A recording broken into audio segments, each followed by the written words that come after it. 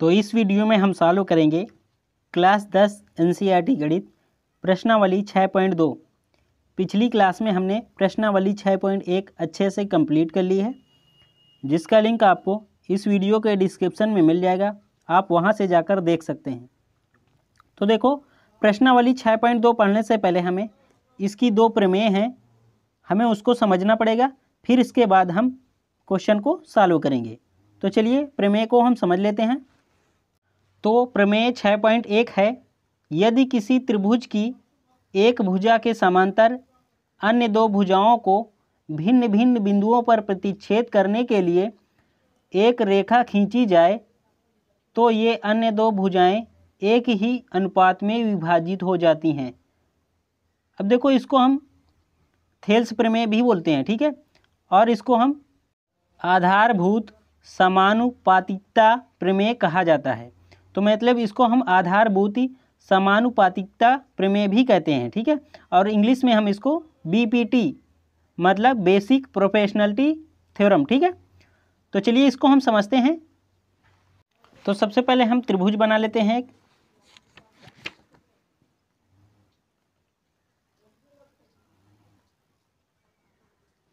अब यहाँ पे एक बार हम प्रमेय को पढ़ते हैं। यदि किसी त्रिभुज की एक भुजा के समांतर अन्य दो भुजाओं को भिन्न भिन्न बिंदुओं पर प्रतिच्छेद करने के लिए एक रेखा खींची जाए। अब यहाँ पे बोल रहा है एक भुजा के समांतर, मतलब किसी भी एक भुजा के समांतर। आप इसके समांतर भी खींच सकते हैं, इसके समांतर भी खींच सकते हैं और इसके समांतर भी खींच सकते हैं, ठीक है। तो यहाँ पे हम पहले नाम दे देते हैं ABC, मतलब आप इन रेखाओं में किसी के भी समांतर खींच सकते हैं, ठीक है। जो अन्य दो भुजाएं होंगी वो भिन्न भिन्न बिंदुओं पर, जो भी हम खींचेंगे वो भिन्न बिंदुओं पर प्रतिच्छेद करेगी। अगर हम BC के समांतर कोई समांतर रेखा खींचेंगे तो यहाँ पे खींच देते हैं D और E। तो ये एक समांतर है ना BC के, DE समांतर है BC के, और ये कहाँ पे प्रतिच्छेद कर रही है?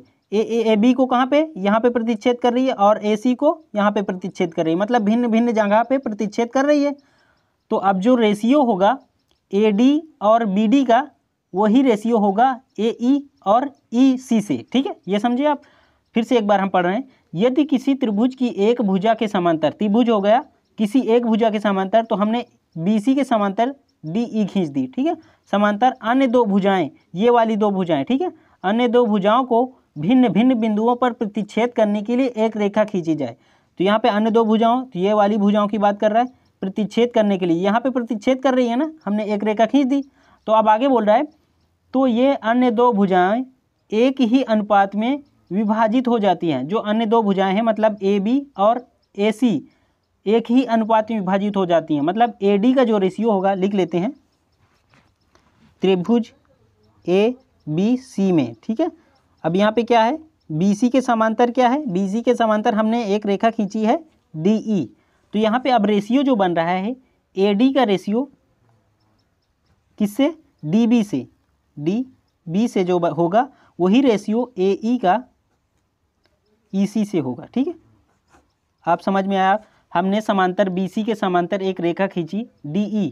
तो अब जो अन्य दो भुजाएं हैं AE, AB और AC, तो वहाँ पे इक्वल पार्ट में रेशियो में बराबर होंगी। मतलब ये हुआ AD बटे BD का जो रेशियो होगा वही रेशियो AE और EC से होगा, ठीक है, ये हमने लिख दिया।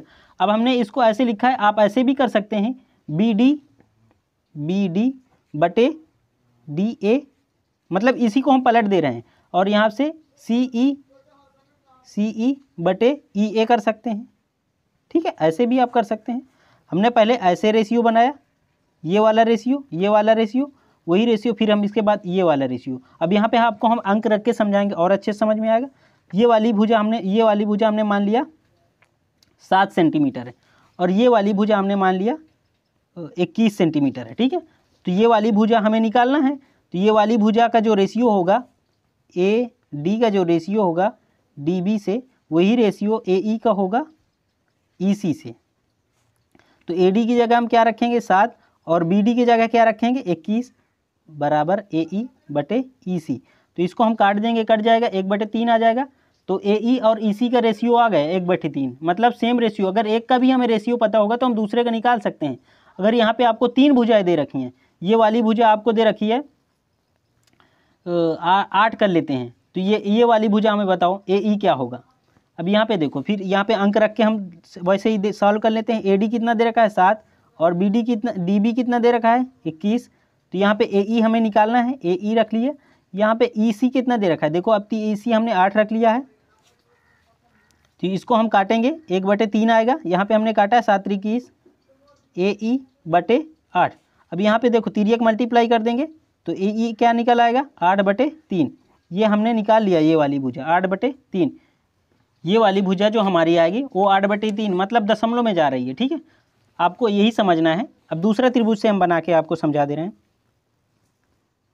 ये हमने एक त्रिभुज बनाया, इसमें हम इस भुजा के समांतर एक भुजा खींच देते हैं, ए बी सी नाम दे देते हैं, इसको ए एफ कर देते हैं, ठीक है। तो इस भुजा के समांतर हमने एक ये भुजा खींच दी, तो अन्य दो भुजाएं मतलब ए सी और ए बी इन दोनों का जो रेशियो बनेगा ए एफ का रेशियो लिख लेते हैं, ए एफ बटे एफ सी वही रेशियो होगा ए ई बटे ई बी, ठीक है। अब समझ में आया, हमने इधर से मिलाया है, आप ऐसे भी कर सकते हैं, ई सी बी ई का रेशियो ई ए से वही रेशियो होगा सी एफ का एफ ए से, ठीक है, एफ ए से। तो अब हम क्वेश्चन नंबर 1 सॉल्व कर लेते हैं। तो पहला क्वेश्चन है आकृति 6.17 फर्स्ट और सेकंड में डी ई समांतर बी सी है, फर्स्ट में ई सी और सेकंड में ए डी ज्ञात कीजिए। तो त्रिभुज बने हुए हैं, तो चलिए इसको हम कॉपी पे क्वेश्चन नंबर फर्स्ट है, त्रिभुज बना लेते हैं।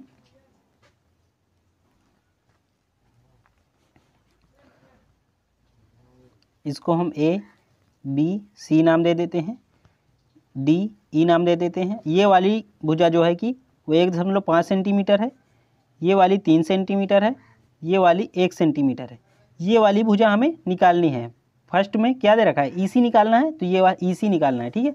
तो लिख लेंगे त्रिभुज ए बी सी में क्या क्या दिया है, लिख लेंगे, दिया है समांतर है ना, कौन समांतर है, बी सी समांतर है डी ई के, बी सी समांतर डी ई दोनों समांतर हैं, ये दोनों।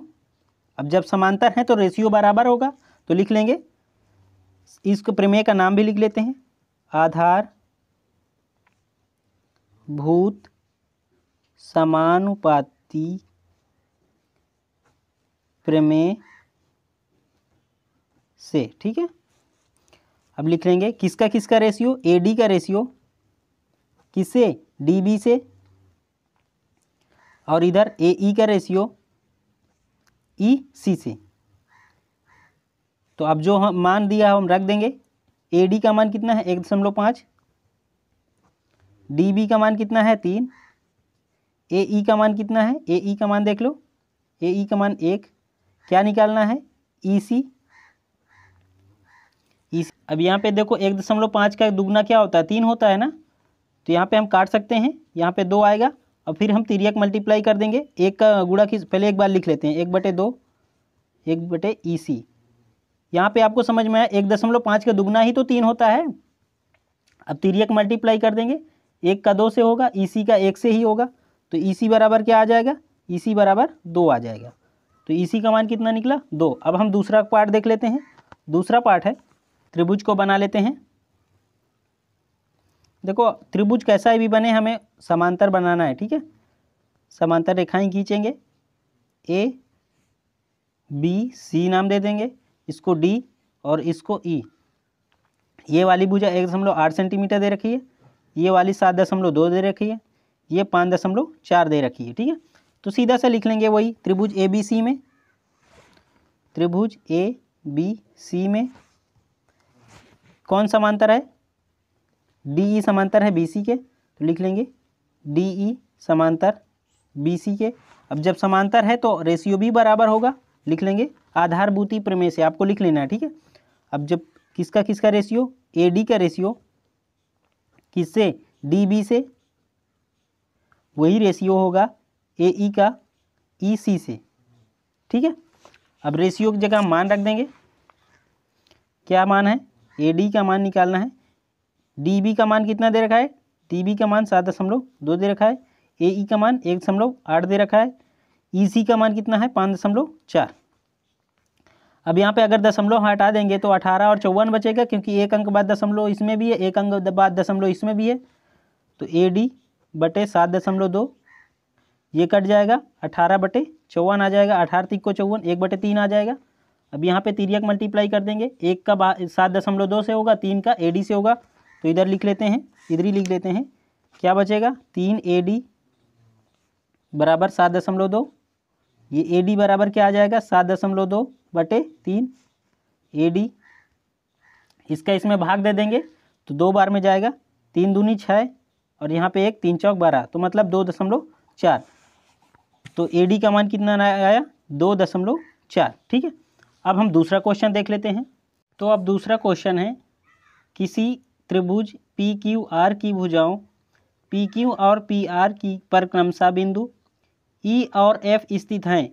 निम्नलिखित में से प्रत्येक स्थिति के लिए बताइए कि क्या EF समांतर QR है।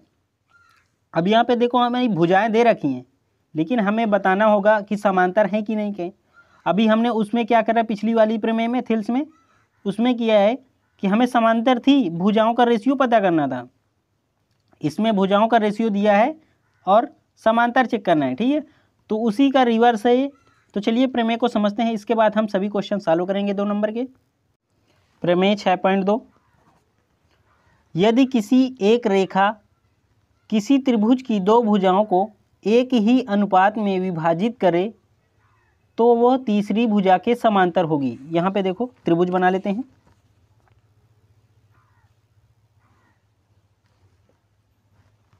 एक बार फिर से पढ़ते हैं। यदि एक रेखा किसी त्रिभुज की 2 भुजाओं, अब देखो किसी त्रिभुज की 2 भुजाओं को एक ही अनुपात में विभाजित करे।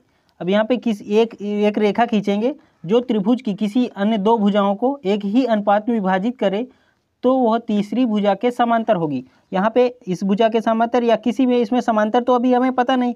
अगर यहाँ पे कोई रेखा खींचेंगे तो जो अन्य 2 भुजाएं होंगी उसमें रेशियो बराबर इसमें बोल रहा है। ठीक है, सेम उसी का रिवर्स है ये चीज़। ठीक है, अगर यहाँ पे हम इसके ऐसे खींच दे रहे हैं, अभी हमें समांतर नहीं पता है। ठीक है, तो ये वाला जो रेशियो होगा ABC और EF का, तो जो रेशियो होगा AE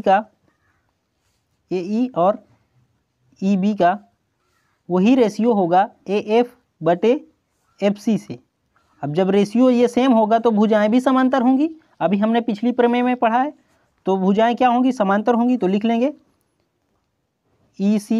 EF समांतर BC, भुजाएं भी समांतर होंगी। ठीक है, जब रेशियो बराबर होगा तो भुजाएं भी समांतर होंगी। ये हमने पिछले पढ़ा था कि जब रेखाएं समांतर होंगी तो रेशियो भी सेम होगा। तो इधर भी रिवर्स ही उसका। ठीक है, अब हम क्वेश्चन नंबर 2 सॉल्व करते हैं। तो दूसरे का पहला पार्ट देख लेते हैं। सबसे पहले हम त्रिभुज बना लेंगे।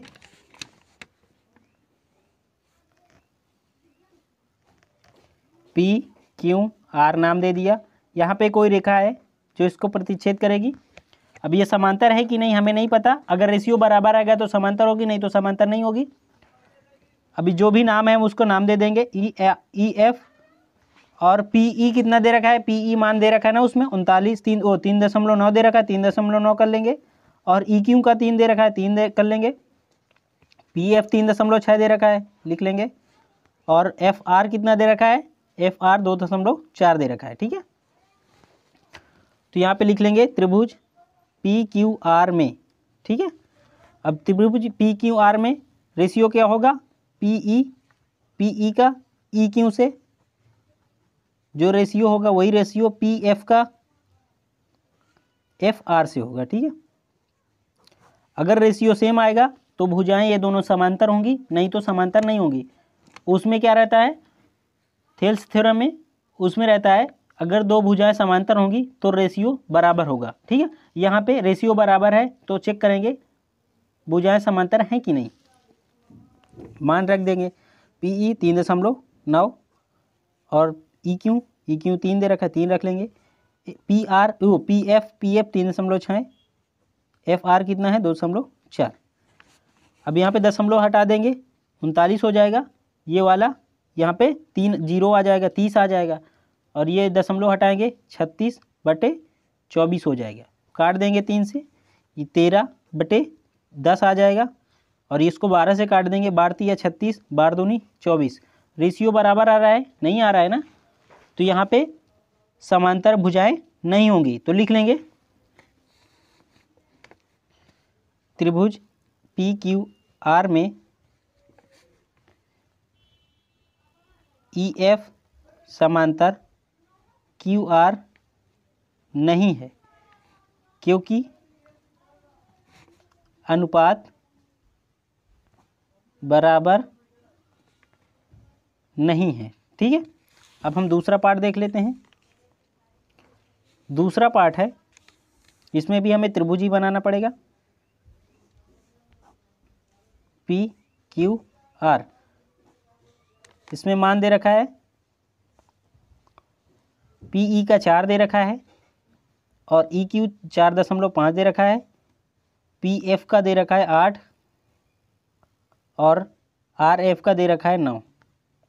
ठीक है, तो सीधा लिख लेंगे त्रिभुज पी क्यू आर में पी ई का रेशियो ई क्यू से वही रेशियो होगा पी एफ का एफ आर से। मान रख देंगे, पी ई कितना दे रखा है 4, और ये 4.5, और इधर 8/9।